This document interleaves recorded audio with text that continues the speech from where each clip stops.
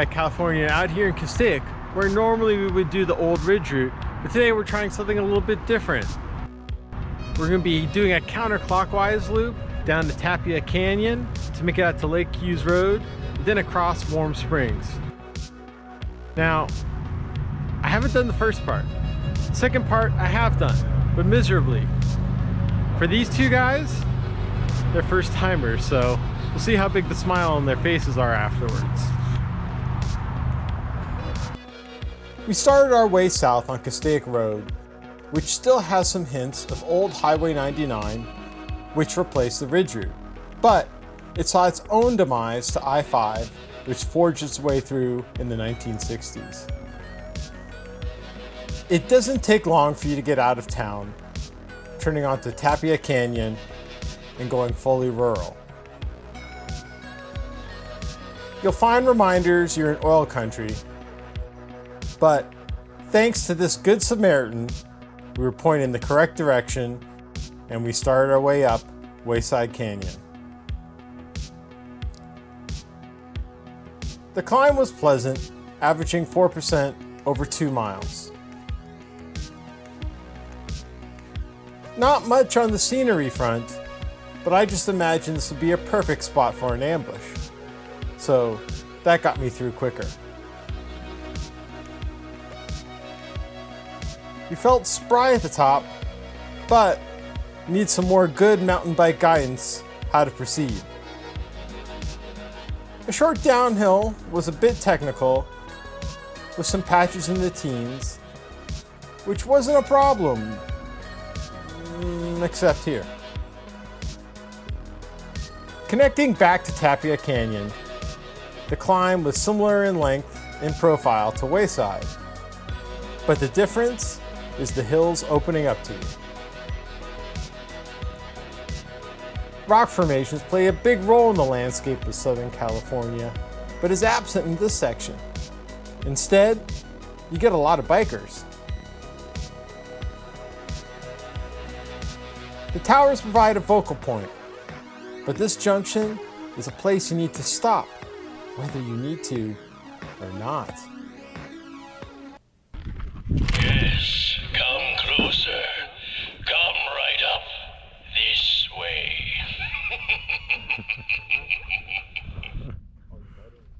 At last, I've waited so long for this moment.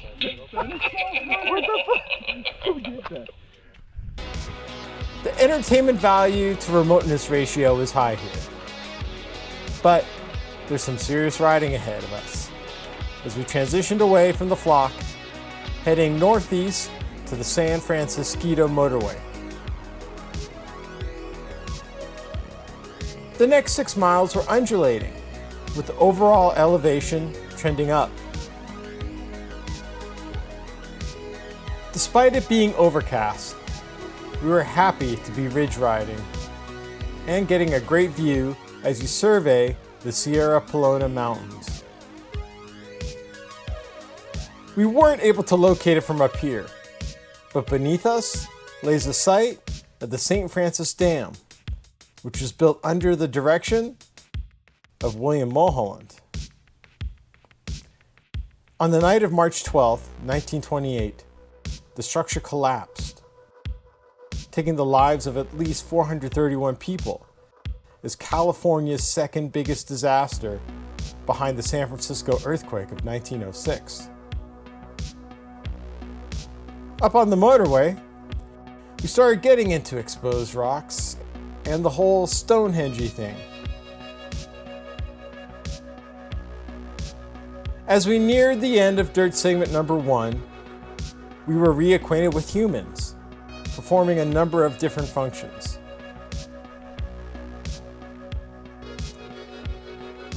Making our way out required some handy brake gripping, but soon we reached Dry Gulch Road, starting our transition to the pavement we'd be riding for the next half hour. At mile 13, we transition onto Lake Hughes Road. This section tackles 6% for the next mile, while getting a view of Castaic Rock. After staying at tempo, the most thrill-seeking part of the ride struck with this 2-mile descent. It doesn't have much from inhibiting you from reaching speeds around 50 miles per hour. Unfortunately, this downhill isn't an Escher drawing, bottoming out as you cross the creek, which changes the complexion of the ride. The canyon brings welcome features like trees and greenery thanks to the waterway. At the halfway point of today's loop, you turn off at Warm Springs Canyon, where you should be prepped to hit dirt again. The first time I rode this was a miserable experience, riding 32s for the 2018 Hunker race, hoping now that 37s will be wide enough to handle the sand. It's a 2.5 mile climb, averaging 6.5%. That's deceptively promising at first, as the fire road looks sturdy and things feel nice. Well, here's some memory serving correctly, as the dial slowly got turned up on steepness and softness. This time, my tires definitely made a huge difference. Although, the struggle was real, having to power through drifting on the sand. Maybe I had to put my foot down once or twice, but with this being the toughest part of the ride, you'll put up with it.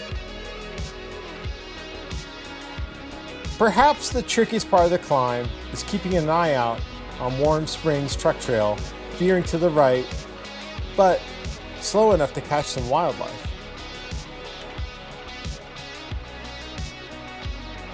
After passing this dried out crossing, prospects for the ride picked up after a short climb with roughly 5 miles of mainly downhill. Despite the power of poles, you do feel really isolated, as likely the only other people you'll see near the top are the people you're riding with.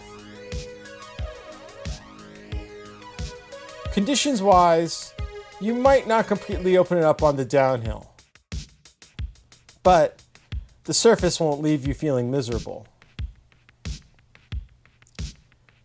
Riding into the trees should give you a hint.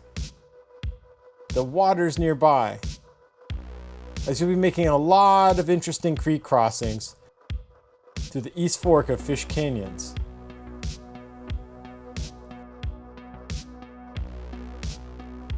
It's definitely the most intriguing part of the ride, as you wonder how concrete got here and how nature tried to adapt. You start to come across hikers here who, hey, get a leash on that dog! With its beauty, you understand why this spot is so popular. The last mile gets dirty again, and not painfully technical.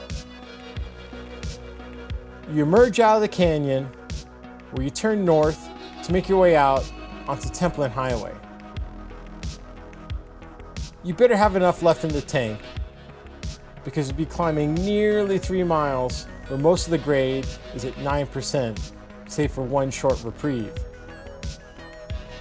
Castaic Lake goes out of view early, so there's not a lot of scale out there to make you feel like you're making progress. At least you should miss the turnoff at these speeds. And after the climb lets up a little bit on the turn, you finally get to tuck and enjoy chopping off the final miles in short time.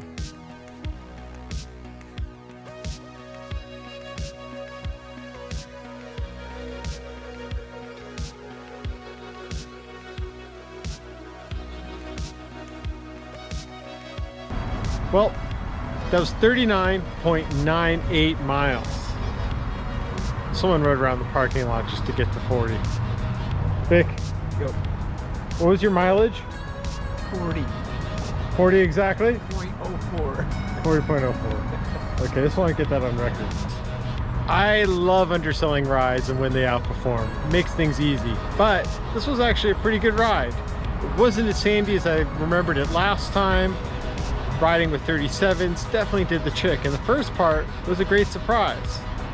Anyways, please subscribe to Gravel Bike California so we can make more videos like this and keep stretching out our web. Anyways, take care.